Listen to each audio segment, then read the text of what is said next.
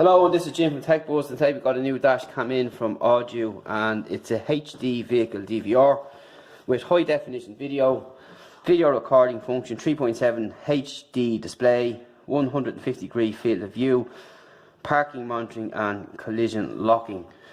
So this is what the box looks like here, and on the back then it gives us some more information, and they have support, and we have other technical information on the back of a 320 mAh polymer battery. We've got video recording at 1080p at 30 frames per second, G sensor, illuminated 3.7 inch screen, and we have inputs 5 volt lens f2.0 and micro USB charging. So let's check it out. We'll just take off the plastic like so.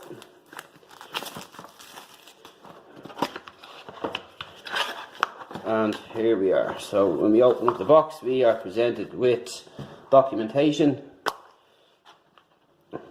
We also have some more information here. Sincere thanks. This is our suction mount for the window. We have a nice long cable here, and again, as I said, it's micro USB. We have power input here, so you can use USB charging, which is great. A lot of cars come with USB charging now, but I find them very slow. And we have the unit itself then, and let's take that off there. So that's it there. We have some buttons here on the front, micro SD, and we don't get a micro SD in the box, so you're going to have to use your own. On the back it has Audew, then we have our other information here.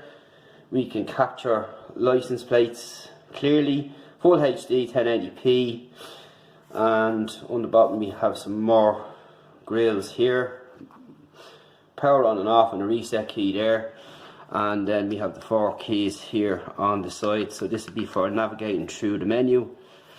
And we will just see if this powers up, if there's any juice in it at all. And there we go. So you have to use an SD card to begin.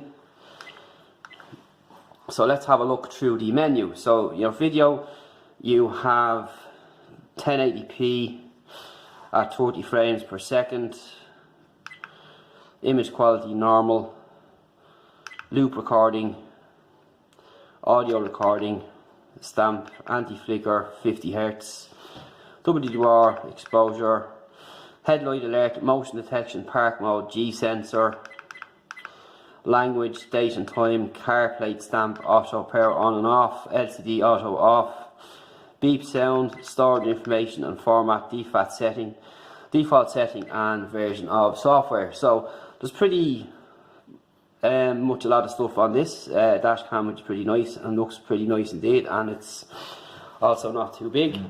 So stay tuned for a review coming soon, and we'll talk to you then. And if you have any questions in the meantime, feel free to ask. I'll talk to you in the next one.